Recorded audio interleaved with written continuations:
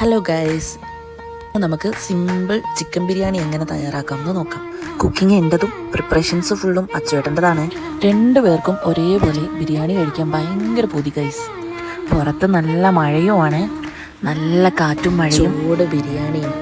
അപ്പോൾ ചിക്കൻ മുരിഞ്ഞ് വരുന്നതിൻ്റെ ഉള്ളിൽ കുടിക്കാൻ ലേശം വെള്ളം വെക്കാം. ഇത് വേറെ ഒന്നുമല്ല കേട്ടോ, ചിക്കൻ വറുത്ത ബാക്കി എണ്ണയാണ്. ഇതേ ഓയിലിൽ മസാല ഉണ്ടാക്കുന്നതാട്ടോ ടേസ്റ്റ് കൂടുതൽ. മസാല ഉണ്ടാക്കുന്നതിൻ്റെ മുമ്പ് കുറച്ച് സവാള മുരിച്ച് മാറ്റി വെക്കുന്നുണ്ട്.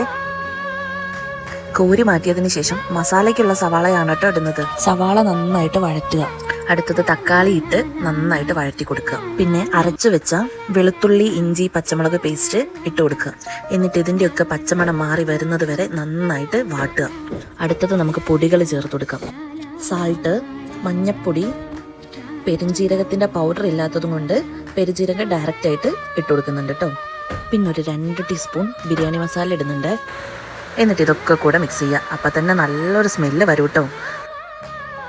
എന്നിട്ട് പുളിപ്പിന് വേണ്ടി ലേശം തൈര് ഒഴിച്ചു കൊടുക്കുക. അപ്പം നമ്മളെ മസാല സെറ്റായി വന്നിട്ടുണ്ട്.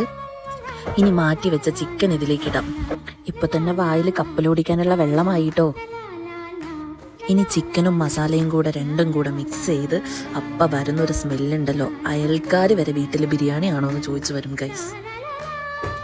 ഇനി കുറച്ച് മല്ലിച്ചപ്പും പുതിനച്ചപ്പും ഇത് രണ്ടും കൂടെ മേലെ കൂടെ ഇങ്ങനെ ഇട്ട് കൊടുത്തിട്ട് നമുക്ക് കുറച്ച് നേരത്തേക്ക് അടച്ചു വെക്കാം. സ്റ്റവ് ഞാൻ ഓഫ് ചെയ്യുന്നില്ല കേട്ടോ, ലോ ഫ്ലെയിമിലാണ് ഇട്ട് വെച്ചിരിക്കുന്നത്. അപ്പോഴേക്കും റൈസ് റെഡിയാക്കാൻ നോക്കാം. അച്ചുവേട്ടൻ റൈസ് നന്നായിട്ട് കഴുകി തരുമ്പോഴേക്കും നമുക്ക് ബാക്കിയുള്ള കാര്യങ്ങൾ നോക്കാം. ചെമ്പ് നമ്മൾ അടുപ്പത്തേക്ക് എടുത്ത് വെച്ചു. ചെമ്പ് നല്ലപോലെ ചൂടായി വരുമ്പോൾ നമുക്ക് ഗീ ചേർത്ത് കൊടുക്കാം. ഇനി കുറച്ച് ഉണക്കമുന്തിരിയും അണ്ടിപ്പരിപ്പും നന്നായിട്ട് വറുത്ത് കോരി വെക്കാം കേട്ടോ. പിന്നീട് പട്ട, ഗ്രാമ്പൂ, ഏലക്ക, ജാതിപത്തിരി ഇതൊക്കെ ഇട്ട് കൊടുത്ത് നന്നായിട്ട് മൂപ്പിച്ചെടുക്കുക. പിന്നീട് നമുക്ക് റൈസിനുള്ള വെള്ളം ഒഴിച്ചു കൊടുക്കാം. വെള്ളം തിളച്ച് വന്നതിന് ശേഷം നമ്മൾ കഴുകി വൃത്തിയാക്കി മാറ്റി വെച്ച റൈസ് ഇതിലോട്ട് ഇട്ട് കൊടുക്കാം. ഇനി കുറച്ച് സാൾട്ടും കൂടെ ഇട്ട് കൊടുത്ത് നന്നായിട്ട് ഇളക്കിയിട്ട് കുറച്ച് നേരം ലോ ഫ്ലെയിമിലിട്ട് അടച്ചു വെക്കാം.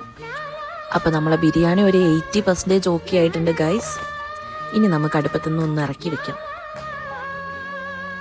ഇനി ഒട്ടും കാത്തിരിക്കാൻ വയ്യ ഗൈസ്. ഇനി മസാല ഒന്ന് റൈസുമായിട്ട് നന്നായിട്ട് മിക്സ് ചെയ്തതിന് ശേഷം മേലക്കൂടെ നമ്മളെ ഡെക്കറേഷൻ, ചെറിയ ഡെക്കറേഷൻ വർക്കുകളൊക്കെ കഴിഞ്ഞ് ദമ്മിട്ടു.